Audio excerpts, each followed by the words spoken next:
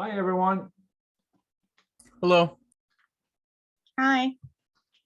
Good to see you. Hi, Oh, Dr. Allen, I have a few of the girls on the chat. I don't have their names, but somebody's sent me a screenshot. She's saying her computer isn't working.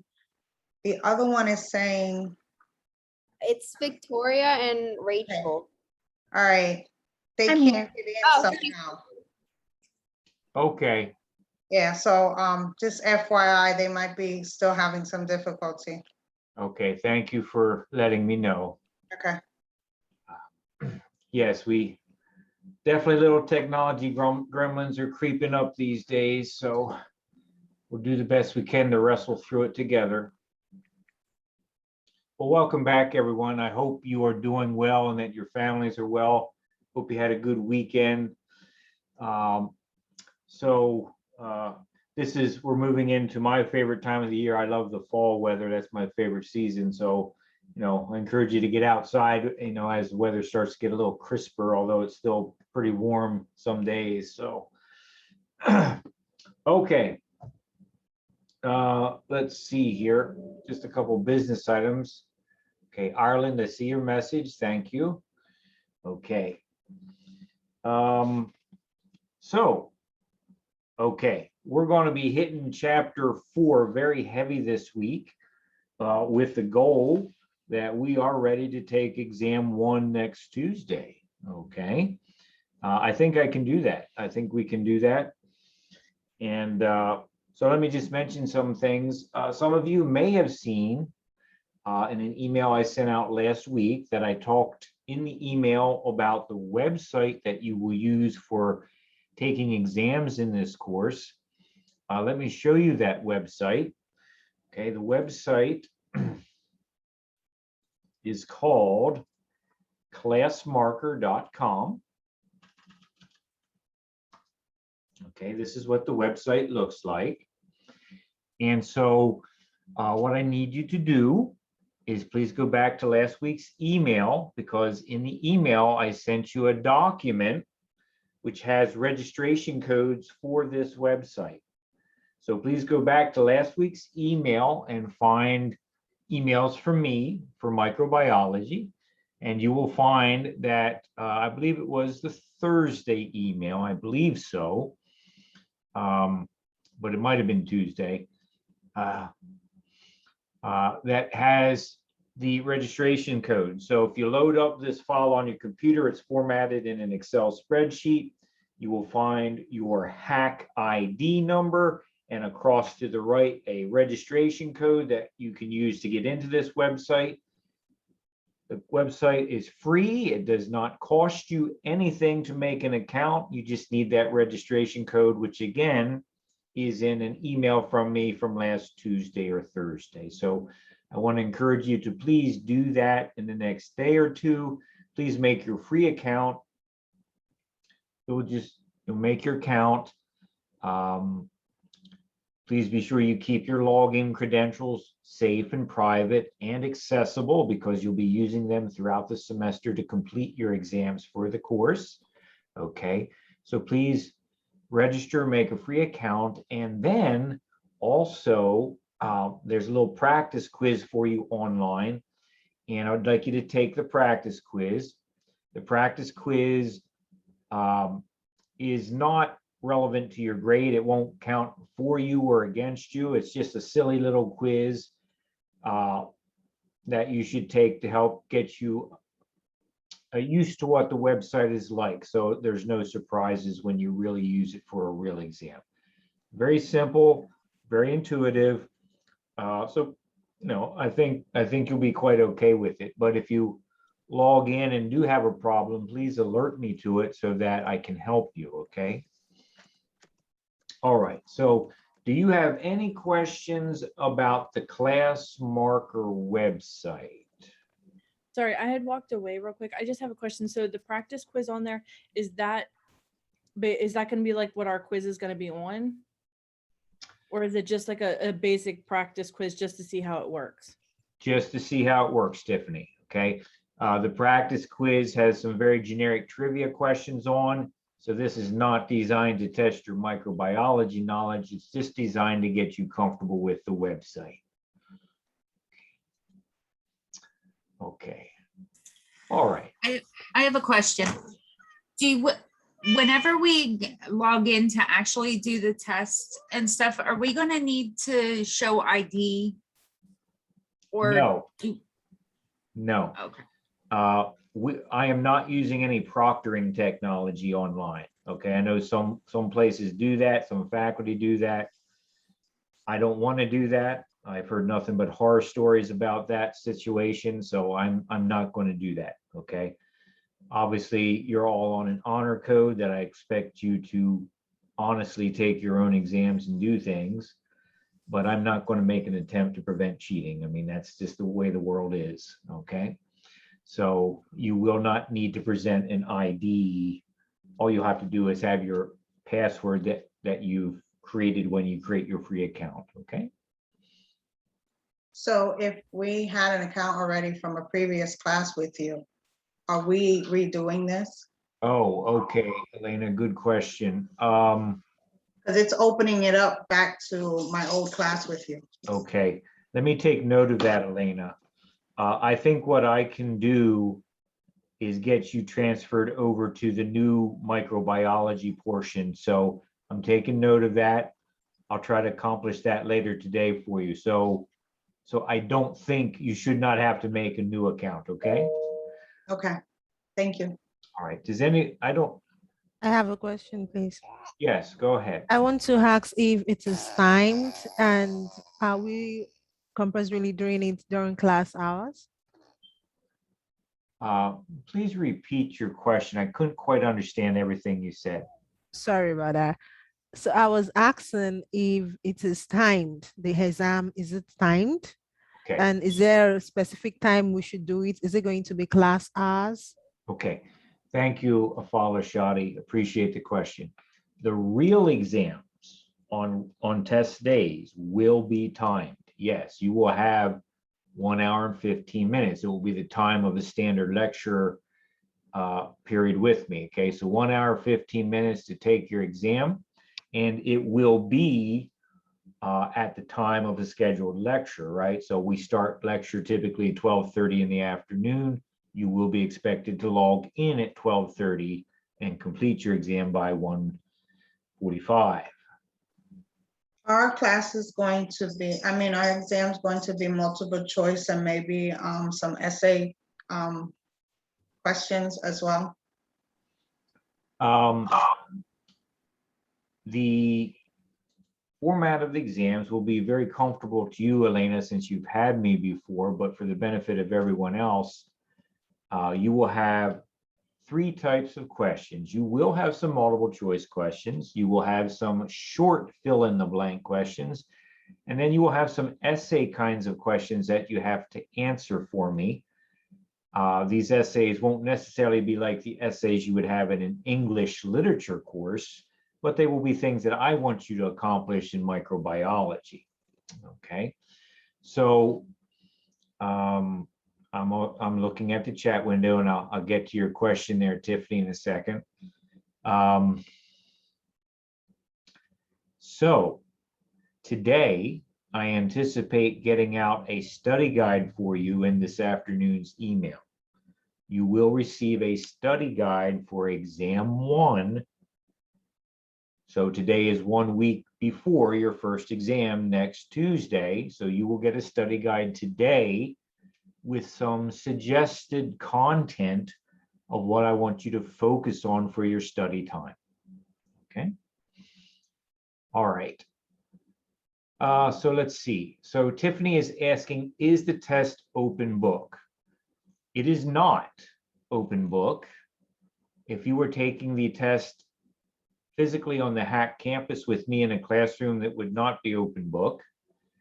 That being said, there's no way that I can prevent you from opening your book during the actual real exam. I can't prevent it. And this again speaks to the honesty issue of how you take an exam, okay? I am not going to be a police officer and come track you down. If you want to be dishonest about how you take your exams, I'm not going to stop you. it is my desire that you will take the exams honestly without the textbook open, but I can't stop you if you open your own book, okay? Other questions?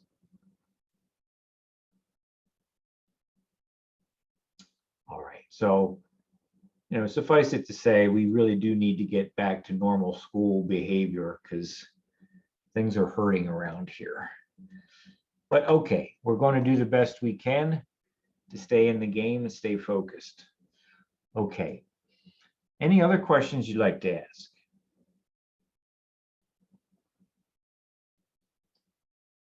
Okay. So between today's lecture, Thursday's lecture, and even if I need to use a little bit of lab time on Thursday to complete lecture, I think we can get ready for your first exam, because your first exam is on chapters 1, 2, and 4. 1, 2, and 4. And we are now in chapter 4 for lecture. So I think we're doing okay. Okay. If you don't have any other questions, we'll get started. Okay, we'll get started. We're going to really get into the meat of chapter 4 today. Okay. All right, so last time we had created a table comparing prokaryotic cells and eukaryotic cells. All right. And, certainly if you have questions along the way, please speak up. Please type them into the chat window or unmute your microphone. I'm always happy to field questions.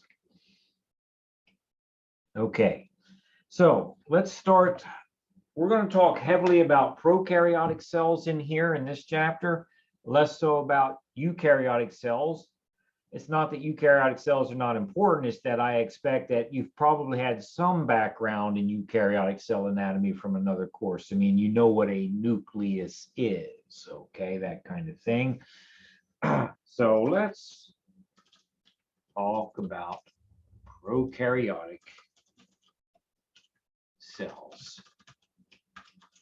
Okay, first thing is the shapes. Now, let's be honest.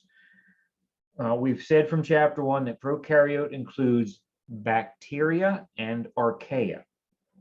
But from a clinical perspective, most of the things that you're going to be concerned with are going to involve the bacteria. Okay, so I'm going to talk to you about bacterial cell shapes. And only because it is something that's mentioned in chapter 4, right? I'm on pages 74 and 75. Common shapes of bacteria. And just to show you some of the very many varieties of geometry that we encounter in the world of bacteriology. Okay, so we have the spherical shape. If we have a spherical shape, there's a special term we use for that. It's called coccus. Okay, coccus is a cell that has a ball-like shape, kind of like a beach ball shape. Okay, so this is a ball shape, or properly spherically shaped cell. Okay, we have some cells that can be more elongated and cylindrical in nature, almost like a sort of rod shaped, and there's a special term for that. That would be bacillus.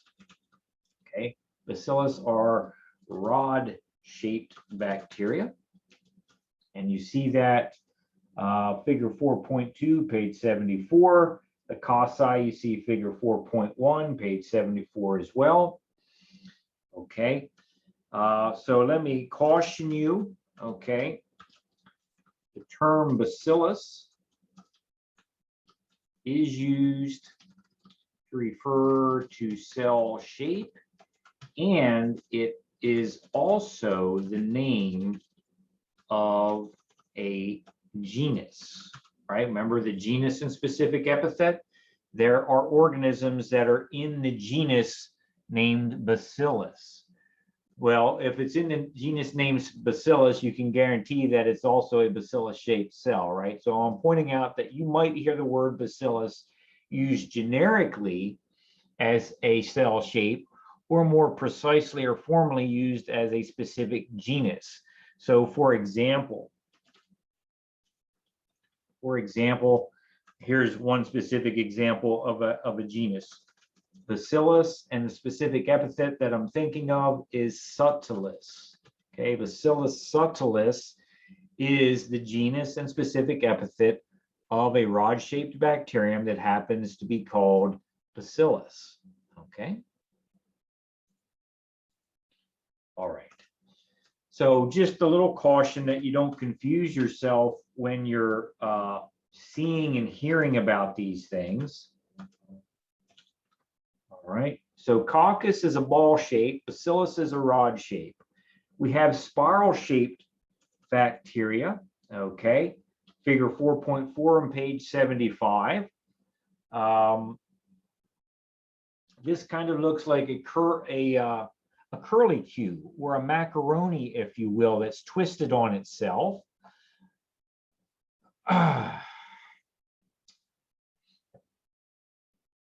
Kit, you ask, are there rod-shaped bacteria that aren't in the genus Bacillus? Yes, and that's because modern taxonomy for organizing the relatedness of microorganisms is not, Kit, it is not based on shape, but it is in fact based on DNA sequences and genomic characteristics. So it is possible that you can get a rod-shaped bacterium that is not in the Bacillus genus. That is possible, yes. Good question. Okay, so spiral is sort of a curlicue, okay, a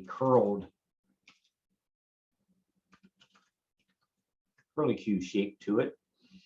If you think about a barber pole, now I know many of you probably don't go to a barber, you may go to a hairstylist, but you know, a lot of guys go to barbers, and you remember the old barber poles with the red ribbon around the barber pole, right? That red ribbon looks like a spiral. That's kind of the overall geometry of some species of bacteria.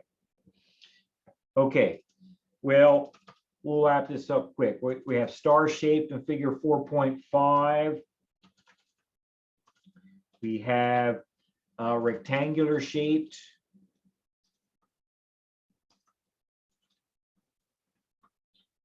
I mean, basically any geometry you can think of or imagine in your mind, there is probably a bacterium at some location on the planet that has that geometry. Okay, triangular shaped. I mean, there is all sorts of weird things out there in the world of life that exists on the planet.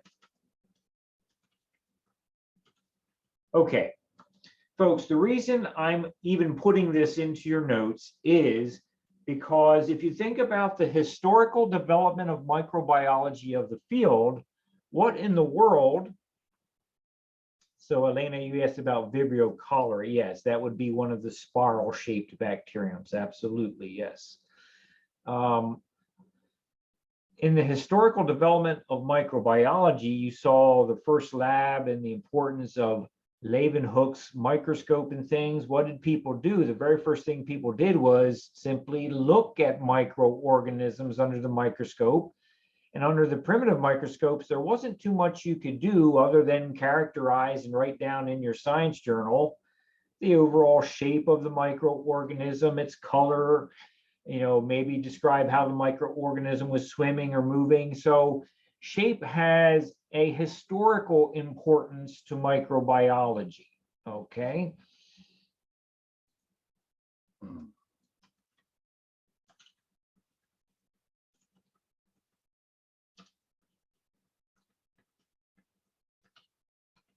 It has a historical importance to microbiology, where even the terms of cell shape will be still used in the clinical setting.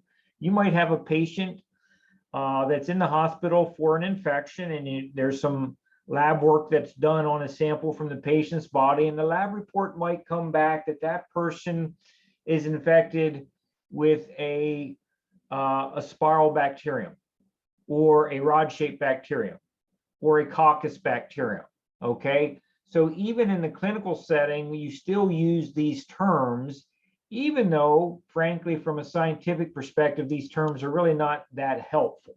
I mean, yeah, okay, it looks like a ball, great. What's that tell us? Well, not too much, okay? So cell shape has a historical importance to microbiology that is still entrenched in clinical medicine,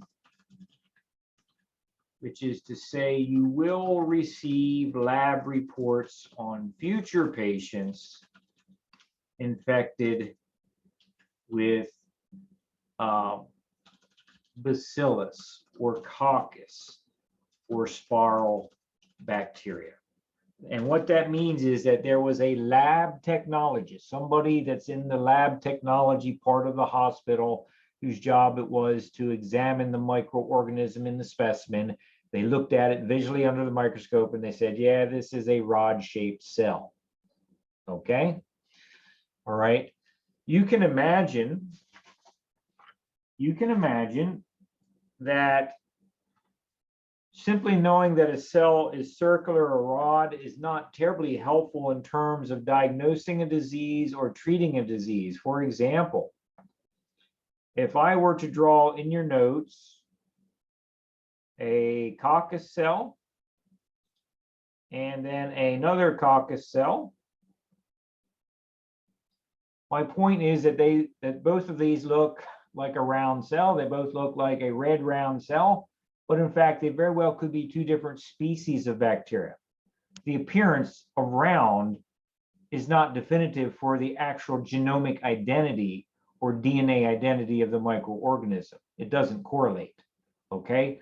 So knowing cell shape is really not that scientifically useful, even though it's still applied from a historical tradition, even in clinical medicine, okay? So you will encounter that.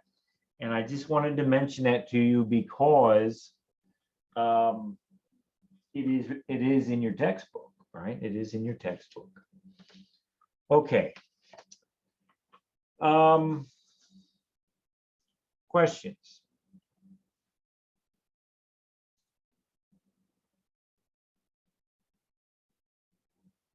Okay, so Elena, you say you just saw this over the weekend. Are you referring to cell shape or Leeuwenhoek? I'm not sure what you're referring to. Oh, you were reading a lab report, Elena. Okay, great. Okay, great. Thank you. Yeah, I mean, it's going to come about, even though scientifically it doesn't provide that much in the way of useful information.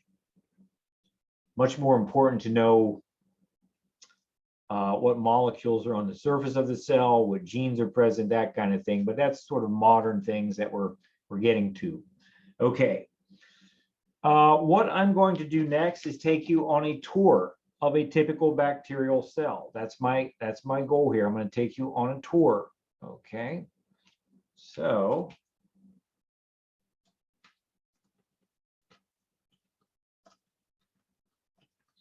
and I'm going to start my tour outside and come in. So I'm going to start external to the cell and work my way into the cell. Okay, so we're going to go from external to internal. Okay.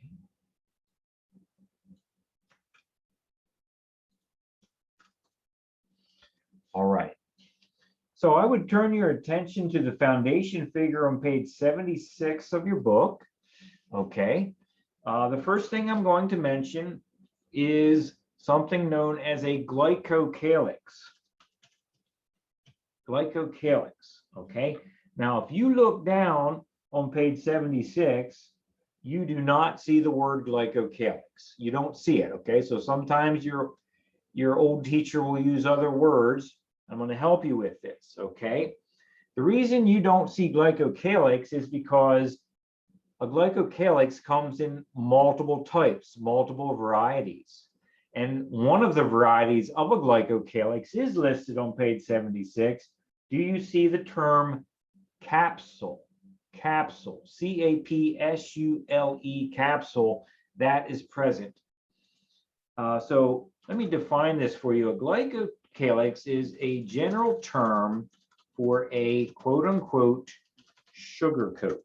A general term for a quote unquote sugar coat that surrounds the border of most bacteria.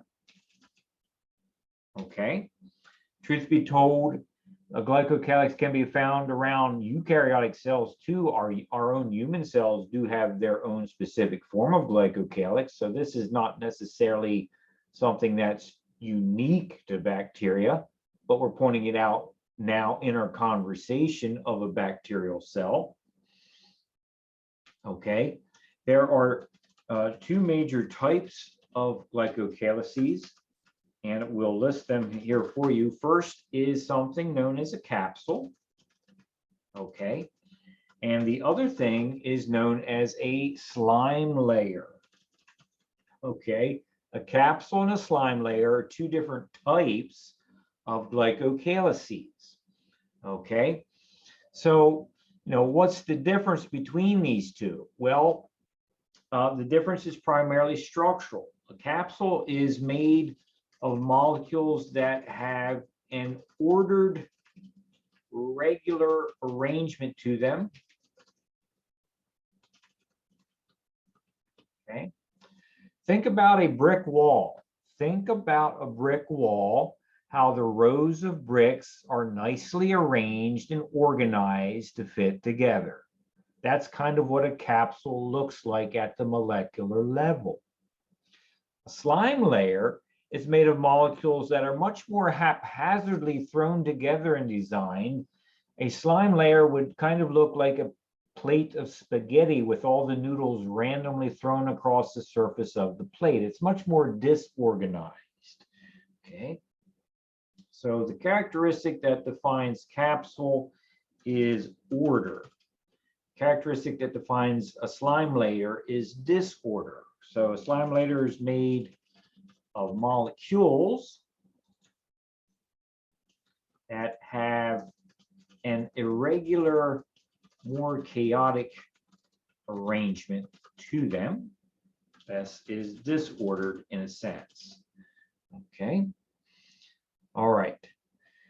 Now, we're not going to get into the nitty-gritty chemistry of these things, but I will tell you that, the glycocalyx, whether it's a capsule or a slime layer, is made of a diverse variety of various polysaccharides and sometimes polypeptides that are mixed in for good measure. Okay. The two most common types of materials used to form a glycocalyx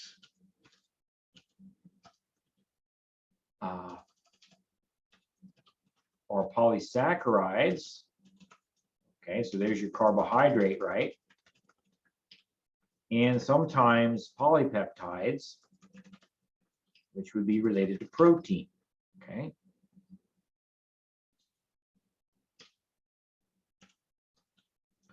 All right.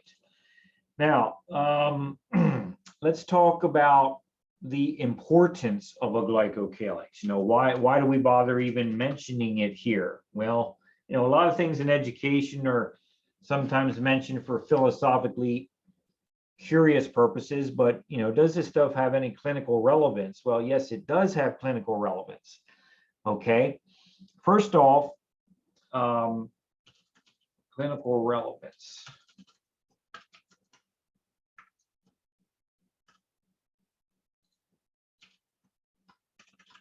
The chemical composition of a glycocalyx is unique to each species of bacterium.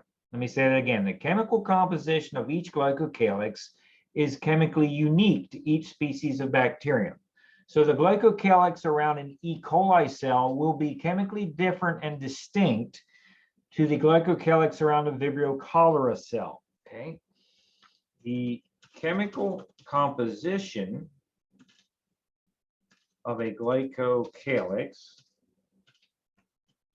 is chemically unique and distinct for each type of bacterial species or specific epithet, okay?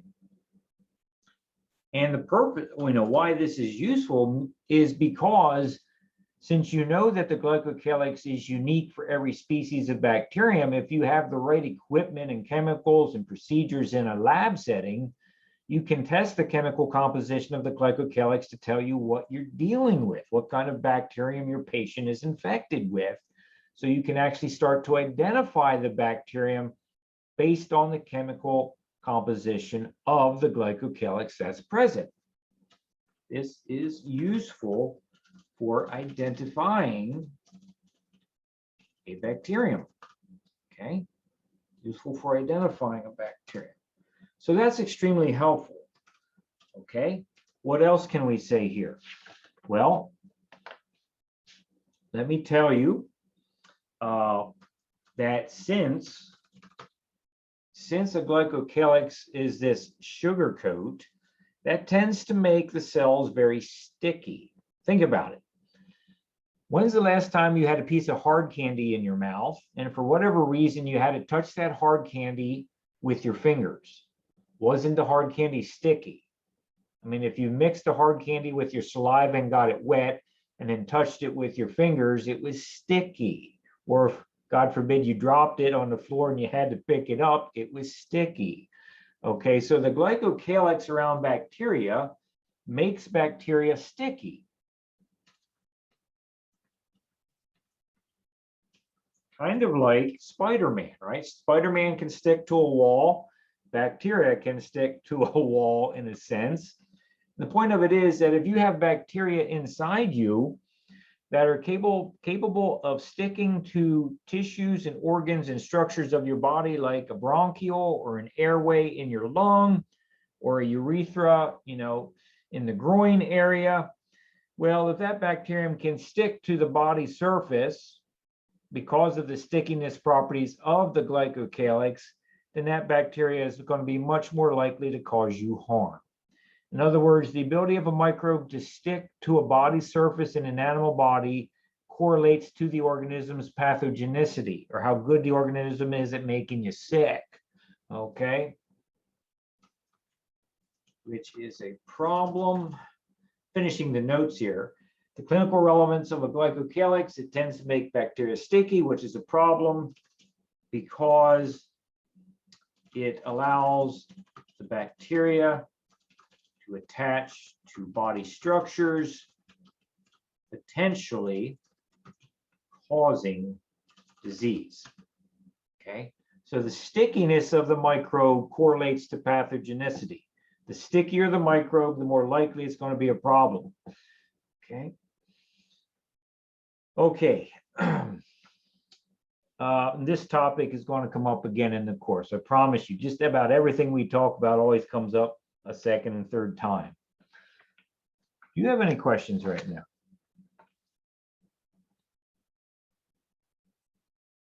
Okay.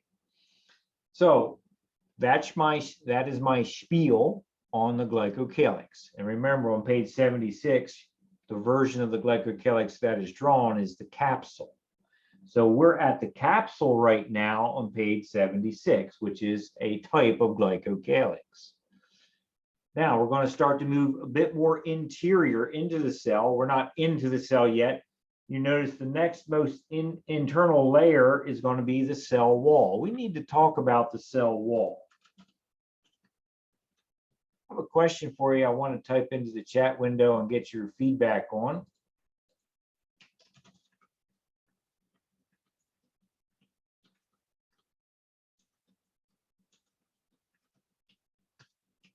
Here we go. Is the cell wall the same thing as the plasma membrane?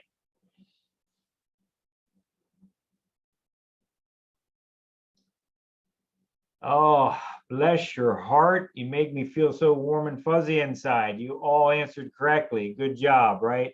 The cell wall is most definitely not the same thing as the plasma membrane. You can even see it for yourself graphically on page 76. Awesome. All right, let's talk about the cell wall.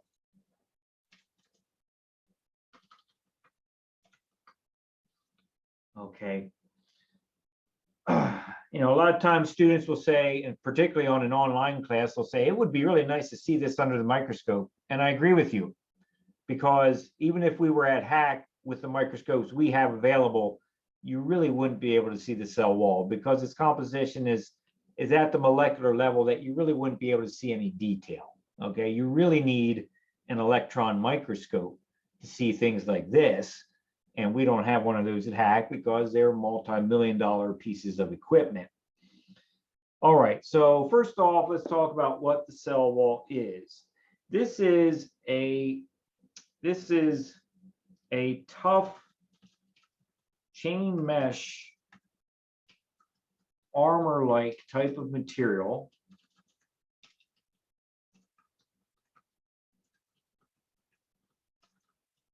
that covers the surface of bacteria.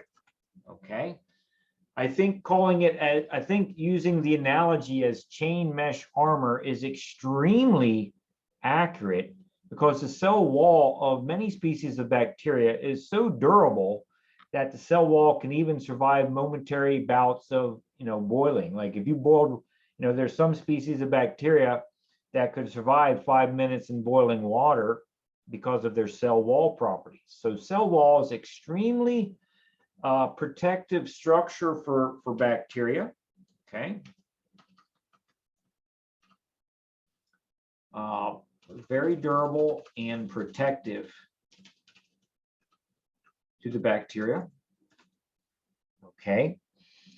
Let me tell you about some of the clinical relevance or importance of the cell wall.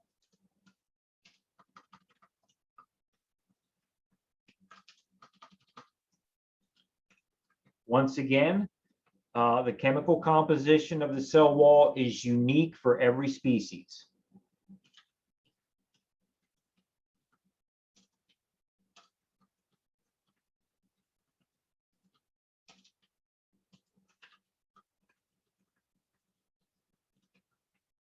So you could use the cell wall for identification purposes. It's not always done, but it could be done. The cell wall itself is made of molecules that have been, through research, discovered to be directly involved in disease processes. What I'm saying to you is some of the molecules that make up the cell wall at the molecular, at the chemical level, are directly involved in causing disease. Okay, in bacteria that are pathogenic, the cell wall is often made of molecules which makes the animal body sick. Okay, the cell wall is often made of molecules which makes the animal body sick, and we'll highlight that in a little bit. Finally, because scientists over the years have realized that the cell wall is involved in disease mechanisms, the cell wall has been a traditional target of drug development, including famous antibiotics like penicillin. Okay, so the cell wall is often a target of drug therapy. Okay.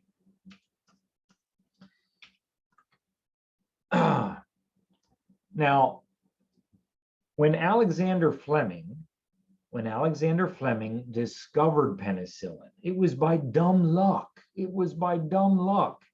He had no idea what the mechanism of action of the drug was. It wasn't until many years of additional research that scientists realized, oh, penicillin is able to disrupt bacteria by basically disrupting the cell wall of the bacterium. That's how penicillin and other similar drugs actually work. They disrupt the synthesis, upkeep, and maintenance of the cell wall. Okay, so common antibiotics actually kill bacteria by disrupting the maintenance of the cell wall. Okay. we'll talk much more on that. We're going to do a whole chapter on chemotherapeutic agents, and antibiotics will be a big part of our conversation at that time. That's chapter 20, I think. Okay. All right, so let's take a look at the composition of the cell wall, at least the composition that your book is going to show you.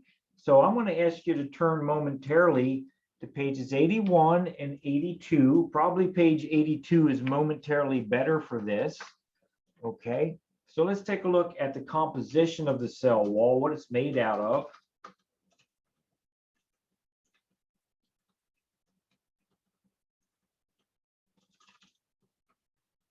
What type of material makes up the cell wall? Okay, and so the answer is peptidoglycan. There's a word for you, right? Peptidoglycan. That's the material that makes up the bacterial cell wall. Okay, the bacterial cell wall. Really good vocab word there, right? So Kit, we're looking at pages 81 and 82. So figure 4.12 shows you some of the components of peptidoglycan, and figure 4.13 shows you some sort of cartoony versions of what peptidoglycan looks like. Okay. Dr. Allen, Yes. I don't mean to interrupt, but sometimes when you mention page numbers in the book, if you're using the ebook, sometimes they don't match up. For this one, they happen to match up to the numbers given, but most times it's normally like a page after on Red Shelf. Okay. I agree. Mine does the same thing. Thank you, Rachel. Yeah, I'm not using the ebook, obviously. Rachel, would it be more helpful if I referred to the figure number rather than the page? Yes. Okay. Yes, that would be perfect. Okay, I'll try to do that. Okay. So, yes. So let me turn your attention to figure 4.13, 4.13. Okay, and you should see an entire page of descriptive cartoon versions of the bacterial cell wall. That's what I want to look over at with you at this time. Okay, so we have this material called peptidoglycan. Okay, now let's talk about that.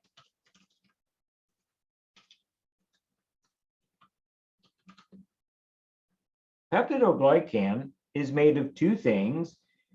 Peptido suggests peptide bond, which suggests protein, and glycan is basically a synonymous term, as many of you know, for polysaccharide, which refers to carbohydrate. Okay, so peptidoglycan is made of protein and carbohydrate molecules mixed together. Okay, all right, more specifically, if we're going to refer to the carbohydrate portion first, okay, the carbohydrate portion on figure 4.13, panel A, top left corner, figure 4.13, panel A, you see NAG and NAM. NAG and NAM, they are color-coded brown and pink, okay? These things are given names. You can see that NAG refers to N-acetylglucosamine and NAM refers to N-acetylmuramic acid. These are both carbohydrates, and they are covalently linked together to form these little rod-shaped structures that are color-coded on figure 4.13. So the carbohydrate is made of repeating units of NAG and NAM. And if you really want to know what the chemical composition of those carbohydrates are, which I promise I won't ask you to draw on an exam, you can look at figure 4.12 to see the actual chemical composition of these carbohydrates. All right.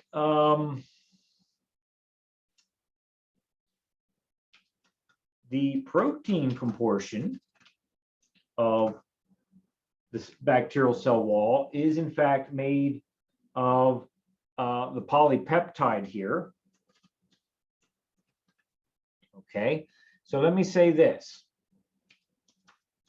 The carbohydrate portion of the cell wall is evolutionarily conserved.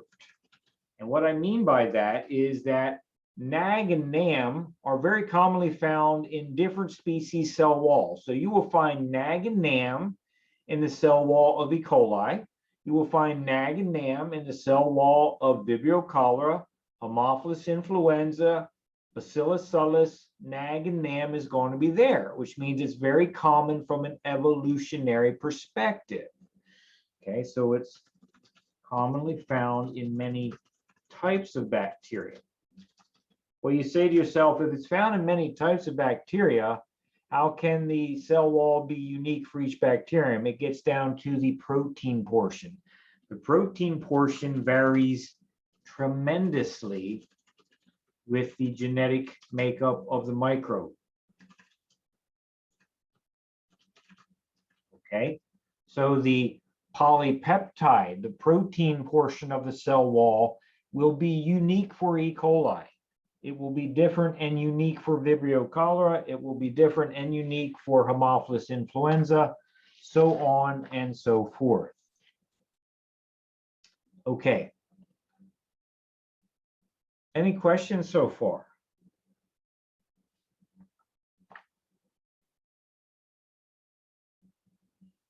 All right, so what we're going to do is stay with the topic of the cell wall, but now we're going to nestle down into a subcategory of conversation where we talk about gram-positive and gram-negative cells. Because when we talk about gram-positive and gram-negative cells, right, in your lab report at the hospital, you might get a report back. It says you have, your patient is infected with a gram-negative bacillus, or a gram-negative coccus, or a gram-positive coccus, okay?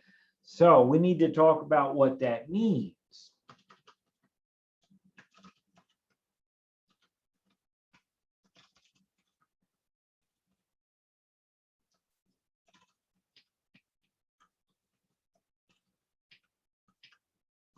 Okay, gram staining and the meaning of gram-positive and gram-negative. Well, first off, gram staining is a method of colorizing the structure of the cell wall in such a way that can be visualized under the microscope. That's the first thing I suppose we should say. So gram staining represents a method of colorizing the cell wall so it can be viewed under the microscope. Okay. The method of gram staining, well, let's see here. Okay, so you can see some pictures of gram staining on table 4.1. Table 4.1. On my book, it's page 84. But it's table 4.1, and you can see the gram-positive cells, which have a purplish appearance to them, the gram-negative cells, which have a pinkish red appearance to them. That's because of this application of chemicals to the cell wall that we call gram staining. Okay, now gram staining was developed over 100 years ago, as you may have read in your book. It was developed in 1884 by a man named Hans Christian Gram. Okay, he was Danish. He's a Danish bacteriologist.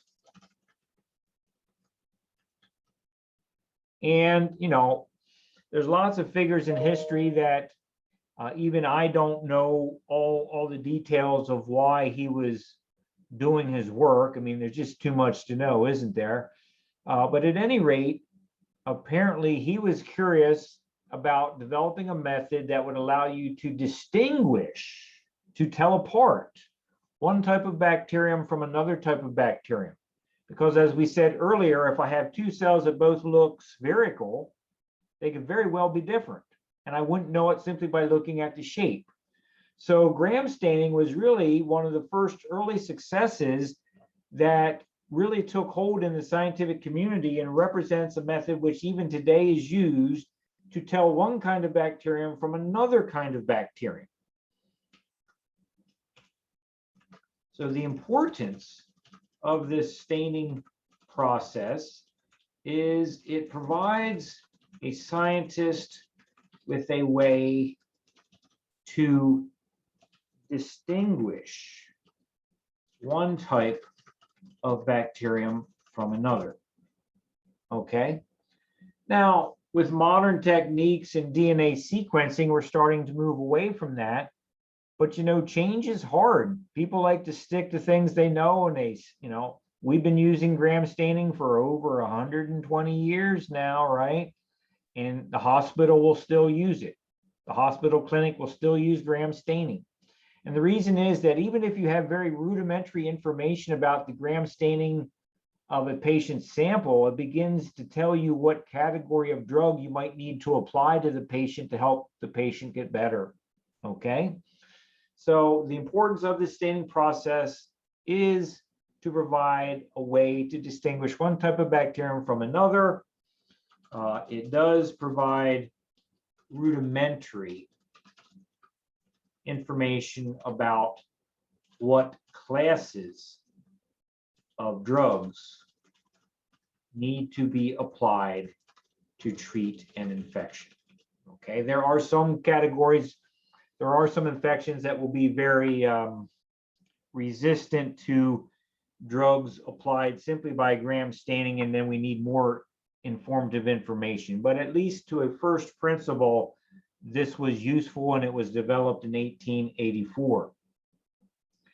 So coloring the cell wall of a bacterium is similar in analogy to coloring Easter eggs. Think about it.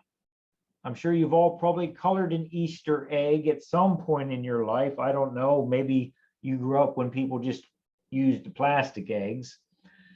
But old guys like me, we used to color them as a child. And what I'm saying to you is, if you had an egg that was colored white and you had two bowls of dye in front of you, one bowl had a green color, the other bowl had a red color. Well, if you put the egg in the green bowl, you get a green eggshell. If you put the egg in the red bowl, you get a red eggshell. That's basically the idea here. In other words, the outcome of the staining protocol depends, in this case, not on the chemicals, but on the composition of the cell wall and how it responds to the chemicals. Okay. So let's take an opportunity to make a table here where we can compare and contrast the structure of gram-positive and gram-negative cell walls.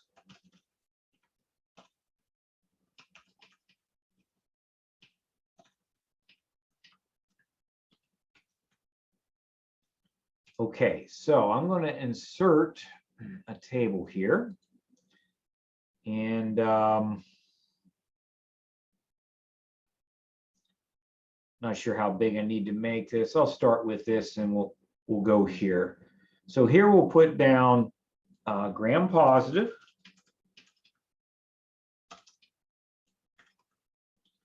and here we'll put down gram-negative. And in the first column, I'll put some kind of statement that I'm curious about.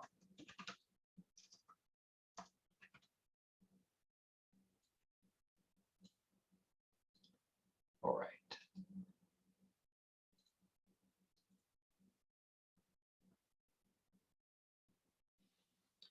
So Tiffany asked the question, would they have used the gram staining in order to separate bacteria to come up with a vaccine?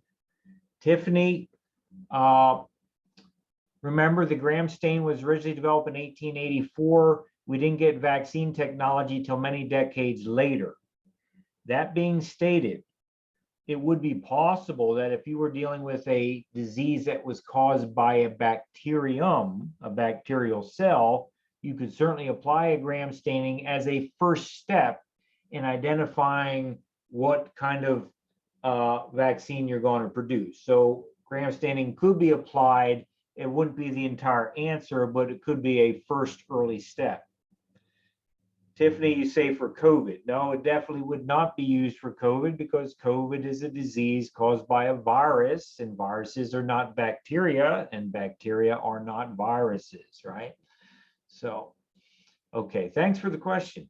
Other questions?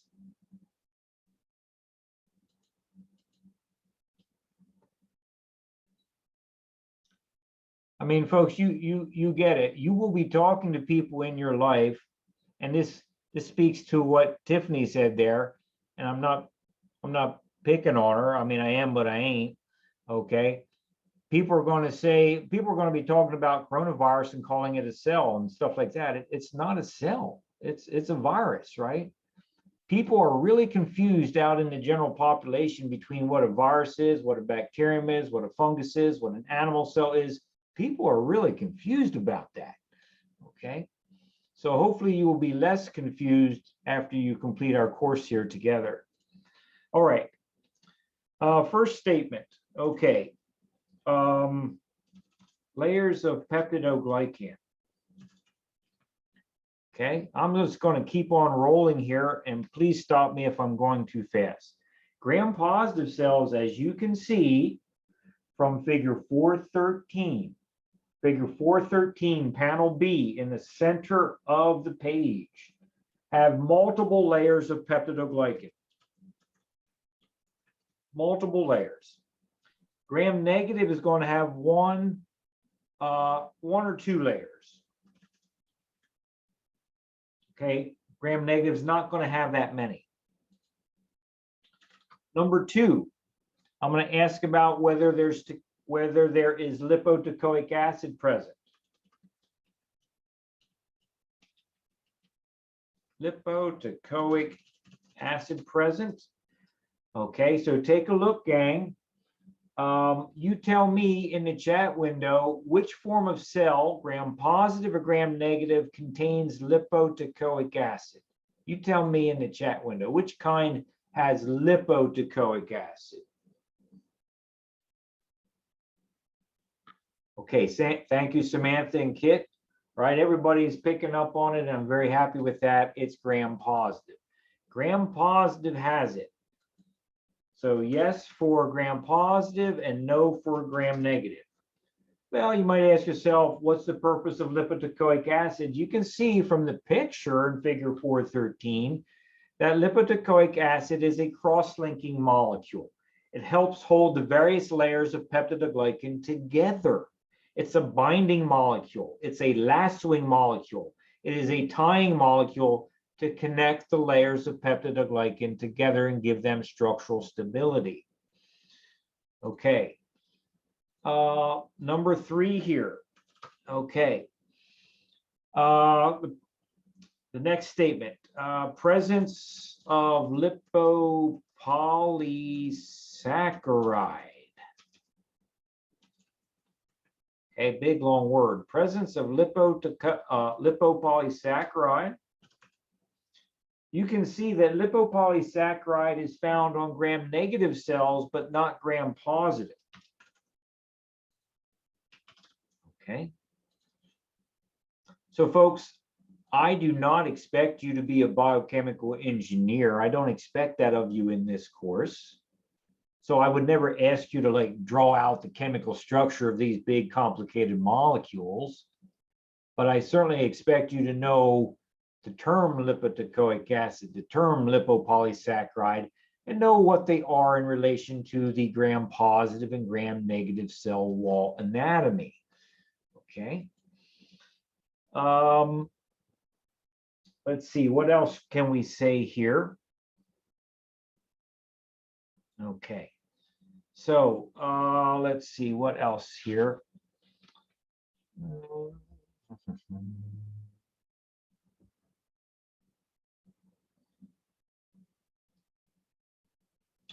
Okay. I think I'll leave the table just like this, and then I'll make some additional comments below it about things I want to comment on. Okay. So any questions at the moment? Okay, so just be aware that there are structural differences between gram-positive cell walls and gram-negative cell walls. The structure means that there's different kinds of molecules present, which is why different cells with different cell walls produce different colors when you apply the same chemicals to them, right? If I apply the gram-staining chemicals to a gram-positive cell wall, I get purple. If I take the same chemicals to a gram-negative cell wall, I get pink because of this difference in chemical composition at the cell wall. Okay, so, all right, so we know up here from our conversation that a cell wall is in fact made of peptidoglycan. Okay, we've said this, okay, made of peptidoglycan. We highlighted this, but there's a little bit of nuance here, okay? Do you notice that both gram-positive and gram-negative cells are made of peptidoglycan, but only the gram-negative cell wall also has something called the outer membrane. And you see that graphically depicted on figure 413 in the bottom right corner. You notice that a gram-negative cell wall definitely has peptidoglycan, but in addition, it has this thing known as an outer membrane. Okay, it makes, and so, well, let's talk about what the importance of that is.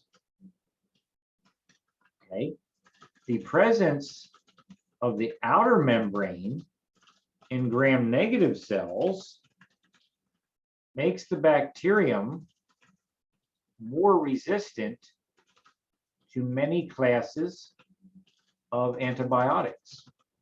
The presence of the outer membrane in gram-negative cells makes the bacterium more resistant to many classes of antibiotics, so it gets harder to treat infections that are gram-negative in nature. Okay, let's see here. Some other things I would want to talk about. And I say these things not because I don't think you can figure this out. I know you can, but because I've witnessed many generations of students make some mistakes. I want to point out what I don't want you to make a mistake on, okay? So the cell wall is not the same thing as the plasma membrane, right? We keep saying that, don't we? It's annoying. I keep saying it. All right. I'm going to bring this bullet point down one. The cell wall is not the same thing as the plasma membrane. Okay. Also, the outer membrane is part of a gram-negative cell wall. And so therefore, it should make sense to you that the outer membrane is not the same thing as the plasma membrane. Okay, so we have this, we have these structures: cell wall, outer membrane, plasma membrane, capsule, slime layer, glycocalyx. All of these things can get confused if you're not very precise in how you study the anatomy of these cells. Okay. So the outer membrane is part of a gram-negative cell wall, but it's not part of a gram-positive cell wall. The outer membrane, as part of the cell wall, is not the same thing as a plasma membrane, and it is not the same thing as a glycocalyx, right?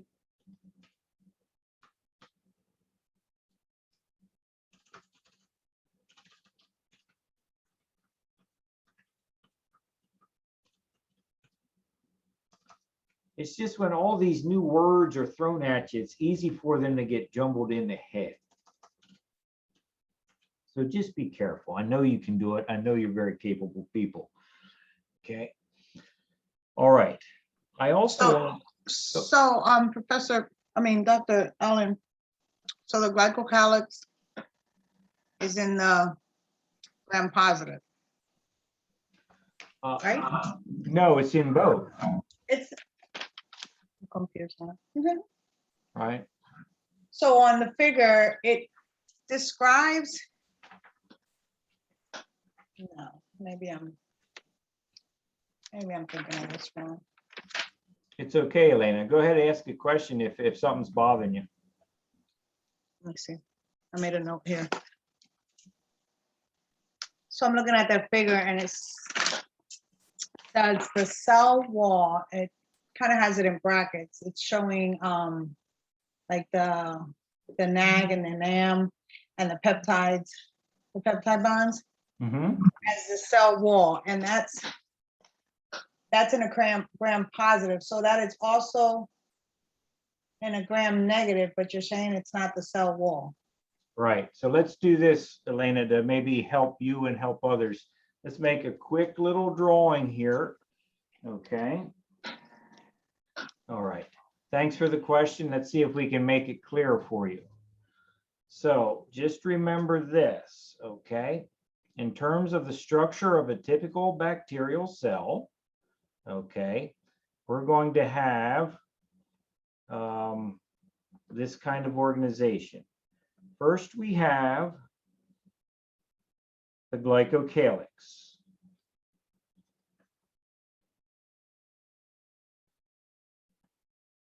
Okay. Now, internal to that, we're going to have the cell wall.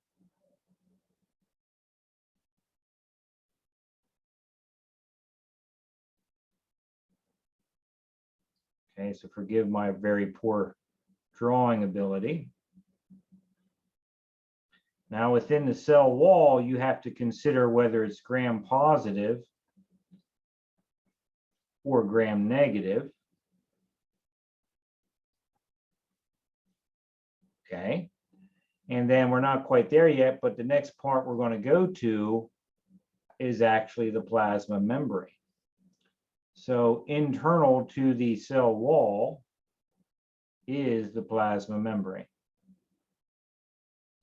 It's not drawn very good, but I'm trying to get you to see the layering of the structures and their relatedness to each other.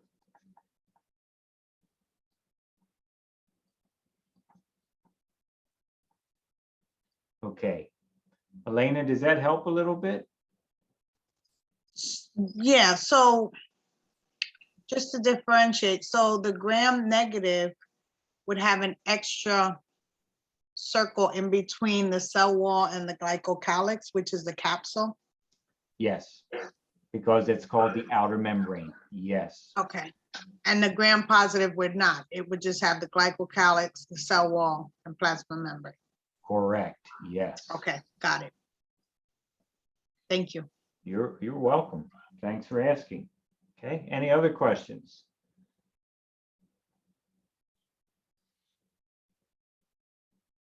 Okay, so obviously, you know, all these neat terms, you want to spend some time looking at them, thinking at them, maybe draw a little diagram or schematic for yourself. That way the pieces start to fit into their proper position for your knowledge. Okay, continuing here. All right, continuing here.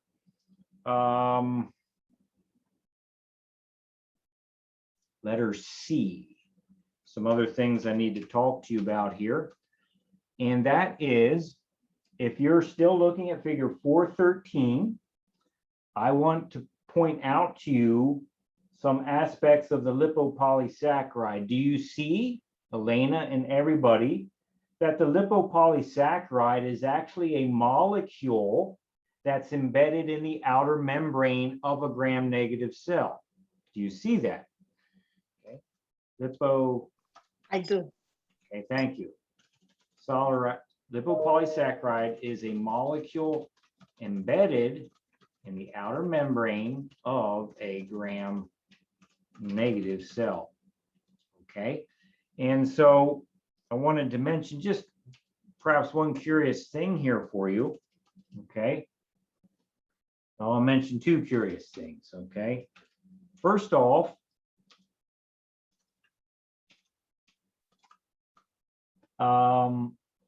in terms of the chemical composition of the lipopolysaccharide, there's two things I'd want to draw your attention to. First off is that substance known as lipid A. Okay, notice now lipopolysaccharide is often abbreviated LPS, and I'm going to do that as well simply so I can write faster. Notice that LPS contains a molecule called lipid A. Okay, lipid A is an endotoxin. Okay, lipid A is an endotoxin. All right, and here's where I was saying to you earlier, the clinical relevance of the cell wall is that some pathogens, the actual composition of the cell wall is toxic or disease-causing to the animal host. This is one of the toxic molecules. Lipid A, which is a part of the lipopolysaccharide, which is embedded in the outer membrane of a gram-negative cell wall, is toxic to animals, toxic to human beings, okay? So lipid A can promote fever and shock in animals.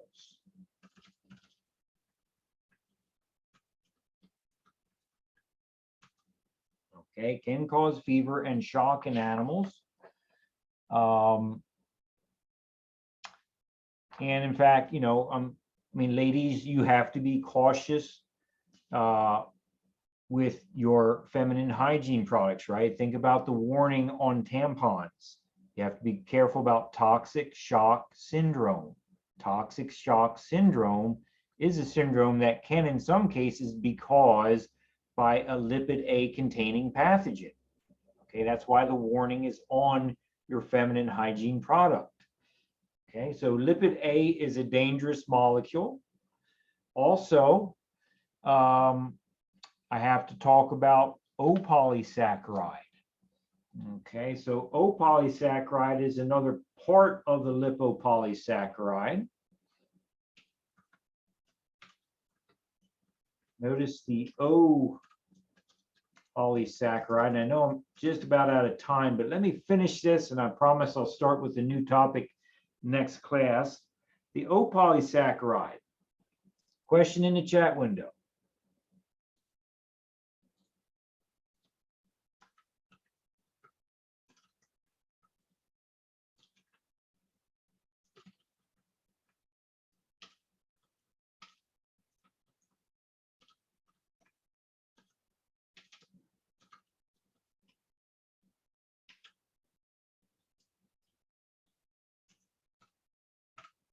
Here we go. Have you ever heard a news story about people getting sick from E. coli 0157? 0157. Okay, so whether you have or haven't, now let's talk about E. coli. E. coli is a type of bacterium, just like human beings. Homo sapiens are a type of people, right? We have Homo sapiens, and there's over 7 billion of us on the planet. So there's different types of Homo sapiens. E. coli is like Homo sapien. There's many different types of E. coli. So there's, you know, subtypes of bacteria. Well, that O polysaccharide in some contexts can be toxic. And in fact, E. coli 0157, the 157th version of O polysaccharide that was studied in the lab, was identified as a specific chemical structure that is toxic and in fact causes severe diarrhea and water loss in animals. Okay.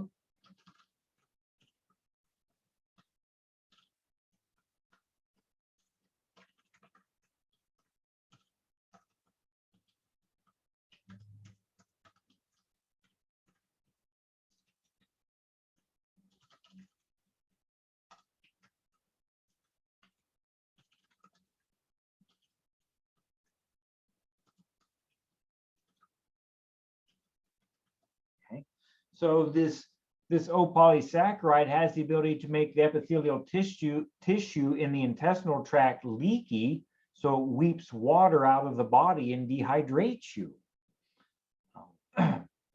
Okay. Okay.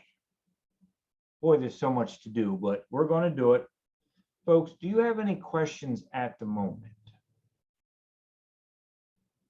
I have a question. It's going to kind of be, I guess, silly because you're talking about E. coli, but is that in C. diff kind of like almost the same thing?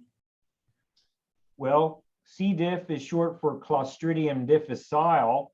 It's a totally different bacterium, but it has the same ability to dehydrate people and make people sick. Yes. Different bacterium, but basically the same disease state. Okay. Anything else? Okay. Hey, gang, you're doing great. Stay focused. Please make your class marker account as soon as you can. It's a free account. Take the practice exam so that I know everybody's comfortable. And we will finish this topic up Thursday. Get you ready for your exam. I will send out a study guide to you through email this afternoon about exam 1. Okay? Folks, I'll stay online. If you need me for anything, I'm here. I'll stay online. Otherwise, have a great afternoon, and I'll see you on Thursday. Thank you. Have a See you good day. Thursday. Bye-bye for now. I was late coming in because my computer was acting weird, but do we just go on the class marker website and sign up ourselves? Like, or do we need a special link? Victoria, you can go to the class marker website yourself, but you're going to need a registration code, and that was sent last week to you through class email. Okay. So Okay, thank you. Just look for my email from last week and you'll find it, okay? Okay, thank you so much. All right.